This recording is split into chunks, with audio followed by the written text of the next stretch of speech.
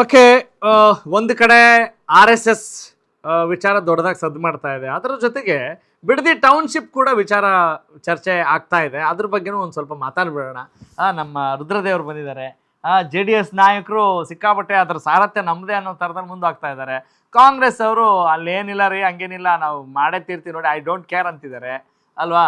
S, ಮಾತಾಡ್ತೀನಿ ನಿಮ್ಮ ಜೊತೆ. ರುದ್ರದೇವರೇ, ಈಗ ಹೇಳಿ, ಅಲ್ಲಿ ವಿಚಾರ ಏನು ಹೇಳಬೇಕು ಅಂತಿದ್ರೆ ಹೇಳ್ಬಿಡಿ ಸರ್. ಈ ರಾಜ್ಯದಲ್ಲಿ ರೈತರುಗಳ ಆತ್ಮಹತ್ಯೆ ನಿರಂತರವಾಗಿ ನಡೀತಾ ಇದೆ. ಅಲ್ಲಿ ಹೈನುಗಾರಿಕೆ ಮೊದಲನೇದಾಗಿ ರೇಷ್ಮೋದ್ಯಮ ಬಹಳ ಅದ್ಭುತವಾಗಿ ನಡೀತಾ ಇರ್ತಕ್ಕಂಥದ್ದು. ಈಗ ಯಾರಿಗೋ ಎಕ್ಸಾಂಪಲ್ ಕೊಡ್ತೀನಿ ನಾನು. ಈಗ ರಾಮನಗರದಲ್ಲಿ ಯೂನಿವರ್ಸಿಟಿ, ರಾಜೀವ್ ಗಾಂಧಿ ಯೂನಿವರ್ಸಿಟಿ ತಂದರು, ಸಂತೋಷ. ಆದರೆ ಆ ಜನಗಳು ರೈತರು ಕೊಟ್ಟಂಥ ದುಡ್ಡು ಮಾಡಬೇಕಾಗಿತ್ತು. ರಾಜೀವ್ ಗಾಂಧಿ ಯೂನಿವರ್ಸಿಟಿ ಆಯ್ತು, ಸಂತೋಷ, ನಾವು ಅದಕ್ಕೆ ಬೆಂಬಲ ಇದೆ. ಆದರೆ ಕೊಟ್ಟಂಥ ದುಡ್ಡುಗಳು ರೈತರ ಹತ್ರ ಉಳಿದೆ. ಇವತ್ತು ಸೆಕ್ಯೂರಿಟಿ ಗಾರ್ಡ್ ಆಗಿ ಇನ್ನು ಕೆಲವರು ದಿಕ್ಕಾಪಾಲಾಗಿ ಭಿಕ್ಷಾಪಾತ್ರ ತಗೊಂಡೋಗೋ ಸ್ಥಿತಿ ಕೆಲವು ರೈತರಲ್ಲಿ ಬಂದಿದೆ. ಒಂದು ಸೆಕೆಂಡ್ ಸರ್, ಈಗ ಏನಾಗಿದೆ ನೋಡಿ ಸರ್, ಈಗ ಇರ್ತಕ್ಕಂಥ ಲೇಔಟ್ಗಳು ವಿಶ್ವೇಶ್ವರ ಲೇಔಟ್ ಇದೆ, ಇಲ್ಲಿ ಬಂದು ಕಾರಂತರ ಲೇಔಟ್ ಇದೆ, ಅರ್ಕಾವತಿ ಲೇಔಟ್, ಕೆಂಪೇಗೌಡ ಲೇಔಟ್, ಜ್ಞಾನಭಾರತಿ, ಹೀಗೆ ಇರತಕ್ಕಂಥ ಲೇಔಟ್ಗಳಲ್ಲೇ ಡೆವಲಪ್ಮೆಂಟ್ ಇಲ್ಲ, ಸಂಬಂಧಪಟ್ಟ ಇನ್ಫ್ರಾಸ್ಟ್ರಕ್ಚರ್. ನಾನು ಕೇಳ್ತಾ ಇದ್ದೀನಿ. ಹಾಗೆ ಸರ್, ಒಂದು ಸೆಕೆಂಡ್, ಆರನೇ ಹಂತದ ಕಾವೇರಿ ಲೈನ್ ತರ್ತಕ್ಕಂಥದ್ದಕ್ಕೆ ಮೇಕೆದಾಟು ಹೋರಾಟ ಮಾಡಿದ್ರು ನಮ್ಮ ಸನ್ಮಾನ್ಯ ಮುಖ್ಯಮಂತ್ರಿಗಳು. ನಮ್ಮ ನೀರು ನಮ್ಮ ಹಕ್ಕು ಸರ್. ಆ ನಮ್ಮ ನೀರು ನಮ್ಮ ಹಕ್ಕು ಕೋರ್ಟಿನಿಂದ ಹಿಡಿದು ಕಾನೂನಿಂದ ಹಿಡಿದು ಡಿಪೆಂಡ್ ಪ್ರತಿಯೊಂದು ಕೂಡ ಓಪನ್ ಆಗಿ ಅವ್ರು ಕೈಗೆತ್ಕೊಂಡು ಕೆಲಸ ಮಾಡಲಿಕ್ಕೆ ಅರ್ಹತೆ ಇರತಕ್ಕಂಥ ಚಟುವಟಿಕೆಗಳನ್ನ ಇವತ್ತು ಭಾರತೀಯ ಜನತಾ ಪಕ್ಷದವ್ರು ಸ್ವಲ್ಪ ಒಗ್ಗಟ್ಟಿನ ಪ್ರದರ್ಶನ ಮಾಡ್ತಾ ಇದ್ದಾರೆ ಸರ್. ಪ್ರದರ್ಶನ ಅಲ್ಲ ಸರ್, ಹಂಗಾದ್ರೆ ಬಿಡದಿ ಸರ್, ಸಾವಿರಾರು ಜನ ರೈತರ ಆತ್ಮಹತ್ಯೆ ಮಾಡ್ಕೊಂತ ಇದ್ದಾರೆ ಸರ್ ಇವತ್ತು. ಈ ಕೂಗು, ಈ ಆರ್ತನಾದ ಜನರ ಪರವಾಗಿರುವಂತಹ ಧ್ವನಿ ಸರ್ ಎಷ್ಟು ದಿವಸಗಳಿಂದ ಇದೆ ಅಂತ ನಿಮ್ಗೆ ಗೊತ್ತಾ ಸರ್? ಹೌದು, ಒಂದು ವರ್ಷ ತುಂಬಿದೆ ರೈತರ ಹೋರಾಟ. ನಾವು ರಾಜ್ಯ ಮುಖ್ಯ ವಕ್ತಾರ ರಾಜ್ಯ ಮುಖ್ಯ ವಕ್ತಾರ ಅಶ್ವಥ್ ನಾರಾಯಣ ಅವರ ನೇತೃತ್ವದಲ್ಲಿ ಸಾವಿರಾರು ಸಂಖ್ಯೆಯಲ್ಲಿ ಇದನ್ನ ಕೈಬಿಡಿ ಅಂತೇಳಿ ನಾವು ಅದೇ ಬೈರಮಂಗಲಾಗ ಹೋಗಿ ಪ್ರತಿಭಟನೆ ಮಾಡಿ ಬಂದಿದ್ದೀವಿ. ನಾವು ಬೆಂಬಲ ಸೂಚಿಸಿದ್ದೀವಿ. ಈ ಪ್ರಶ್ನೆ ಒಂದು ಚುಟುಕಾಗಿ ಉತ್ತರ ತಗೊಂಡ್ಬಿಡೋಣ. ಯಾಕೆ ಸರ್ ಇಷ್ಟೊಂದು ಏನು ಉಮೇದಿ ಯಾಕೆ ಮಾಡೇ ತೀರ್ಬೇಕು ಅಂತ ಅಲ್ಲಿ ನಾವು ಜನರನ್ನು ಕೂಡ ಮಾತಾಡ್ಸಿದೀವಿ. ರೈತರ ಬಗ್ಗೆ ಮಾತನಾಡಿದಂತ ಬಿಜೆಪಿ ವಕ್ತಾರರೇ ಹಾವೇರಿನಲ್ಲಿ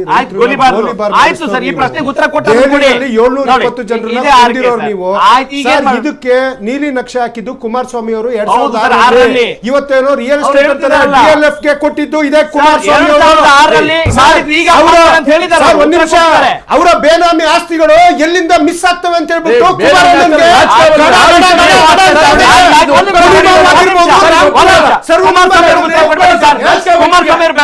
ರಾಜಕಾರಣ ತರೋದು ಬೇಡ, ಅಲ್ಲಿಯ ಜನರ ವಾಸ್ತವ ಸ್ಥಿತಿ ನೀವು ಗಮನಿಸಿ.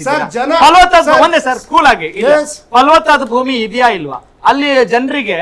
ಅದು ಈಗ ಅಲ್ಲಿ ನೀವು ಟೌನ್ಶಿಪ್ ಮಾಡೋದಾದ್ರೆ ಅವ್ರಿಗೆ ನಿಜಕ್ಕೂ ಕೂಡ ಅವ್ರ ಹೊಟ್ಟೆ ಮೇಲೆ ಹೊಡೆದಂಗೆ ಆಗ್ತಾ ಇದೆಯಾ ಇಲ್ಲ ಸರ್? ಒಂದ್ ಥಿಂಗ್ ಅಲ್ಲ, ಅದು ಸಿಂಪಲ್. ಪ್ರತಿಶತ 80% ರೈತರ ಒಪ್ಪಿಗೆ ಇದ್ರೆ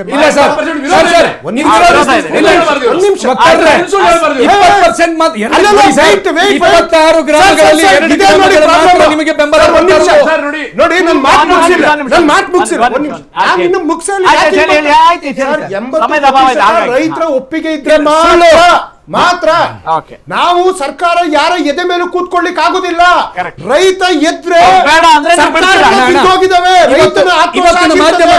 ಸೊ ಹಾಗಾಗಿ ನಮ್ಮ ಸರ್ಕಾರ ಯಾವುದೇ ದುಡ್ಡು 26 ಕೋಟಿ ರೂಪಾಯಿಗೆ DPR ರೆಡಿ ಮಾಡಿದ್ದಾರೆ. ನಾನು ಒಂದು ಅಬ್ಸರ್ವ್ ಮಾಡ್ತಿದ್ದೀನಿ ಸರ್, ಈ ವಿಚಾರಕ್ಕೆ ಎಷ್ಟು ಉತ್ಸಾಹದಿಂದ ಉತ್ತರ ಕೊಡ್ತಾ ಇದ್ದೀರಾ ಅಲ್ವಾ? ನೋಂದಣಿ ವಿಚಾರ ಅಂತ ಬಂತ ನೋಡಿ ಸರ್, ಇದು ಯಾಕಪ್ಪ ಸರ್ ನನ್ನ ಪಕ್ಷದ ಚಟುವಟಿಕೆಗಳು ನನಗೆ ಸಂಪೂರ್ಣ ಮಾಹಿತಿ ಇದೆ. ಸಂಘದ ಒಬ್ಬ ಶಾಖೆಗೆ ಹೋಗತಕ್ಕಂಥ ಶಾಖಾ ವ್ಯಕ್ತಿಯಾಗಿ ನಾನು ಎಷ್ಟು ತಿಳಿಸಬೇಕು ಅಷ್ಟು ತಿಳಿಸಿದ್ದೀನಿ. ಈ ಮೂಲಕ ಒಂದು ಮೆಸೇಜ್ ರವಾನೆ ಮಾಡ್ತಾ ಇದ್ದೀರಿ ಅಂದ್ರೆ ನನಗೆಲ್ಲವೂ ಕೂಡ ಗೊತ್ತಿಲ್ಲ ಆ ವಿಚಾರದಲ್ಲಿ ಏನ್ ನಡೆಯುತ್ತೆ ಅಂತ ಹೇಳಿ. ಸಂಘದ ನಿರ್ಧಾರ ನಿರ್ಧಾರ ಮಾಡ್ತಾರೆ. ಅದನ್ನ ನಿರ್ಧಾರ ಮಾಡೋಷ್ಟು ದೊಡ್ಡ ನಾನಲ್ಲ, ಸಂಘದವ್ರು ಏನ್ ನಿರ್ಧಾರ ಬಿಜೆಪಿ ಮತಗಳ್ರು ಸರ್, RSS ತೆರಿಗೆಗಳ್ರು. ಸೊ ದುಡ್ಡನ್ನ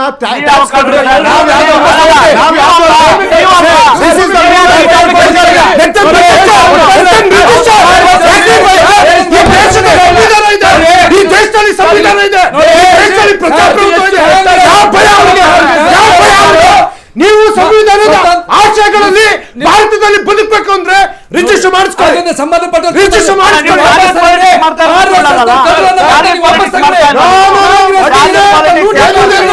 ನಾವು ಕೇಳ್ತಾ ಇರೋದು ಈ ದೇಶದ ಸಂವಿಧಾನದಲ್ಲಿ ಪ್ರತಿಯೊಬ್ಬರಿಗೂ ಬದುಕುವ ಹಕ್ಕಿದೆ. ಹಾಗೇನೆ ಪ್ರತಿಯೊಬ್ಬ ತನ್ನ ಐಡೆಂಟಿಟಿಯನ್ನ ತೋರಿಸ್ಕೊಳ್ಳೋ ಹಕ್ಕಿದೆ. ಯಾಕೆ ತೋರಿಸ್ಕೊಳ್ತಾ ಇದ್ದಾರೆ ಅವರು? ದೇಶದಲ್ಲಿ ಕಾಂಗ್ರೆಸ್ನ ಕಸಬರಿಕೆಯಿಂದ ಗುಡಿಸ್ತಾ ಇದ್ದಾರೆ, ರಾಜ್ಯದಲ್ಲಿ ದಿವಾಳಿ ಬಗ್ಗೆ ಪ್ರಶ್ನೆ ಮಾಡ್ತಾರೆ. ಸಿಡಿಗಳು ಮಾಡ್ಕೊಂಡು ಬಿಟ್ಕೊಂಡು ಎಲೆಕ್ಷನ್ ಕಮಿಷನ್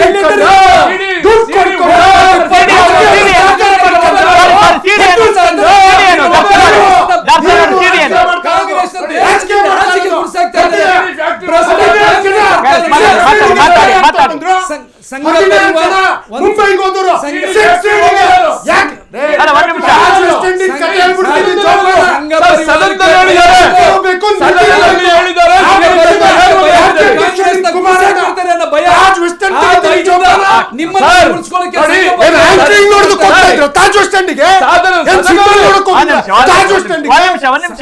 ಅಲ್ಲ, ನೀವು ಗಲಾಟೆ ಮಾಡ್ತಾ ಇದ್ರೆ ಜನರಿಗೆ ವಿಷಯ ಕನ್ವೆ ಆಗಲ್ಲ. ಈಗ ನೀವು ಸಿಡಿ ಅಂತ ಏನೋ ಅಂದ್ರಿ, ಯಾವ ವಿಚಾರಕ್ಕಂದ್ರಿ? 17 ಜನ ಮುಂಬೈಗೆ ಹೋದವರು ಅವ್ರ ಪಕ್ಷದವರು ಸಬ್ಸಿಡಿಗೆ ಸ್ಟೇ ತಗೊಂಡಿದ್ದಾರೆ. ಸಿಡಿ ಫ್ಯಾಕ್ಟರಿ ಓನರ್ ಯಾರು? ಮಾಡಿ ಅಭ್ಯಾಸ ವಿಧಾನಸೌಧ ಬಿಟ್ಟು ತಾಜ್ ವೆಸ್ಟ್ ಎಂಡಿಗೆ ಏನಂತ ನಮ್ಮ ಮಹಾನಾಯಕರಿದ್ದಾರೆ, ಇವ್ ಸಿಡಿ ಮಾಡ್ತಾರೆ. ನಾ ಹೇಳಿದ್ದಲ್ಲ, ಅವ್ರದ್ದು ನಾಯಕರು ಹೇಳಿದ್ರು.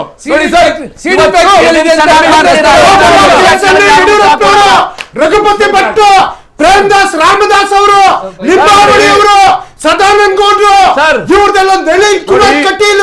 ಅವ್ರ ಮೇಲೆ ಆರೋಪ ಇದೆ. ಇದೇ ಉದಯ್ ಶೆಟ್ಟಿ ಮಾಡಿದ್ದಾರೆ. ನಾನು ತೆಗೆದ್ರೆ ಹುಡುಕು ಬರ್ತೀನಿ. ಇವ್ರ ಪಕ್ಷದವರು ರೇವಣ್ಣ ತೆಗಿಬೇಕಾ? ಆ ಸೂರ್ಯ ರೇವಣ್ಣ ಗಂಡು ಮಕ್ಕಳ ಬಿಟ್ಟಿಲ್ಲ.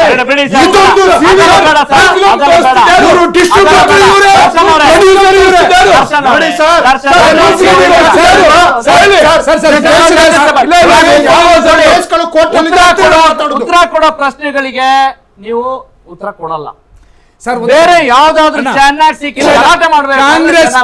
ಕಾಂಗ್ರೆಸ್ ಒಂದ್ ಸೆಕೆಂಡ್ ಅಣ್ಣ, ಥ್ಯಾಂಕ್ ಯು ಸರ್. ಅಣ್ಣ, ಕಾಂಗ್ರೆಸ್ ಪಾರ್ಟಿ ಇಷ್ಟೊಂದು ಎಲ್ಲಿ ಬರ್ತೀರಿ? ಕೇಂದ್ರದಲ್ಲಿ 15 ವರ್ಷ ಕೆಲಸ ಕಾಣಬೇಕು ನೀವು. ರಾಜ್ಯದಲ್ಲಿ ಜನ ಗುಡ್ಸಾಕ್ಬಿಡ್ತಾರೆ.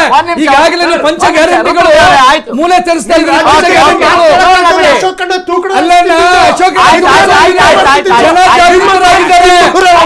ಜನ ಜಾಗೃತರಾಗಿದ್ದಾರೆ. ಕಾಂಗ್ರೆಸ್ ಸರ್ಕಾರ ದಿವಾಳಿ ಅನ್ನೋದಕ್ಕೆ ಉದಾಹರಣೆ ನೋಡಿ. ಹುಡ್ಕೋ ಬ್ಯಾಂಕ್ ಅಲ್ಲಿ ಈ ಒಂದು ಬಿಡದಿ ಯೋಜನೆ ಕೂಡ ಹಣವಿಟ್ಟು 12,000 ಕೋಟಿಗೆ ಪ್ರಸ್ತಾವನೆ ನೋಡಿ ತಗೊಂತಿದ್ದಾರೆ. ಈಗ ಜೆಡಿಎಸ್ ಬಿಜೆಪಿ ಆಸರೆ ಪಡ್ಕೊಂಡಿದ್ದಿಲ್ಲ, ಇದನ್ನ ನೀವು ತುಂಬಾ ಸದೃಢ ಪಕ್ಷ ಅಂತೀರ ಜೆಡಿಎಸ್ ನ. ಈಗ ನಮ್ದು ಪಕ್ಷ ದಿವಾಳಿ ಅದೆಲ್ಲ ಅಂತ ಹೇಳಕ್ ಬರ್ತದೆ. ರಾಜ್ಯ ಸರ್ಕಾರವನ್ನು ದಿವಾಳಿ ಮಾಡಿರ್ತಕ್ಕಂಥ ಕಾಂಗ್ರೆಸ್. ಓಕೆ ನೋಡಿ ಸರ್, ನಮ್ದು ಒಂದು ಪ್ರಾದೇಶಿಕ ಪಕ್ಷವಾದ್ರೂ ನಾವು ಪರವಾದಂತ ಕಾರ್ಯಗಳ ಕೆಲಸಗಳನ್ನು ಜನರ ಪರವಾಗಿರ್ತೇವೆ ಸರ್. ಸರಿ ಸರ್, ನಿಜ ಜನರ ಪರವಾಗಿ ಇದ್ರೆ ಜನ ನಿಮ್ ಪರವಾಗಿ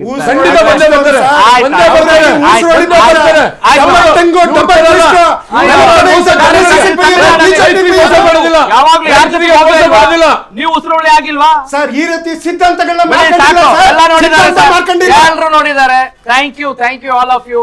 ಇವತ್ತು RSS ನೋಂದಣಿ ವಿಚಾರ ಮತ್ತೆ ಬಿಡದಿ ಟೌನ್ಶಿಪ್ ವಿಚಾರಕ್ಕೆ ಸಂಬಂಧಪಟ್ಟ ಹಾಗೆ ಕೂಡ ಚರ್ಚೆ ಮಾಡಿದ್ವಿ. ಆದ್ರೆ ಯಾವುದಕ್ಕೂ ಕೂಡ ಉತ್ತರ ಸಿಗಲ್ಲ ಇಂಥ ಒಂದು ಚರ್ಚೆಯಲ್ಲಿ ಅನ್ನೋದನ್ನು ಕೂಡ ಜನ ಅರ್ಥ ಮಾಡ್ಕೊಳ್ತಾರೆ. ಹಾಗಾದ್ರೆ ಚರ್ಚೆ ಯಾಕೆ ಮಾಡ್ತೀರಿ ಅಂತ ಪ್ರಶ್ನೆ ಕೇಳೋದಲ್ಲ, ಕಾರಣ ಇಷ್ಟೇನೆ.